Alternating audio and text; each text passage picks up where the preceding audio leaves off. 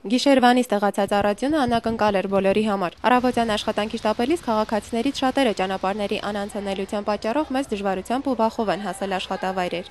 Փառք տվեցինք Աստծուն, որ հասանք տեղ։ Խցանումներ էին առաջացել ոչ միայն քաղաքի ծայրամասերում, այլև փոքր կենտրոնում, Սարալանջի փողոցում, Գազանանոցի մոտ, Ծիծեռնակաբերդի խճուղիում, իսկ ծայրամասերից օրինակ նոր-նորքի զանգվածներից կենտրոն հասնելը դարձել էր գրեթե անհնար։ Երթուղային տաքսիների եւ ավտոբուսների մեծ մասը խափանված կանգնած էին փողոցներում։ Ճանապարհները չեն մաքրում։ Այսօր համարյա սաղ տեղերն է խցանումներ են, մի քանի փողոցներ են, որ ազատ է։ Անցումով եմ անցե աստիճանները սարսափելի վիճակում են, եթե գիշերը սառույց լինի, էլ հնարավոր չի լինի, ոչ իջնել, ոչ բարձրանալ։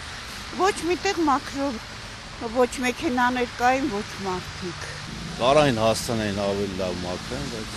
Քաղաքացիներից ոմանց էլ չէր հետաքրքրում ձյան բերած դժվարությունները, նրանց միայն ուրախացրել էր երկար սպասված ձյունը։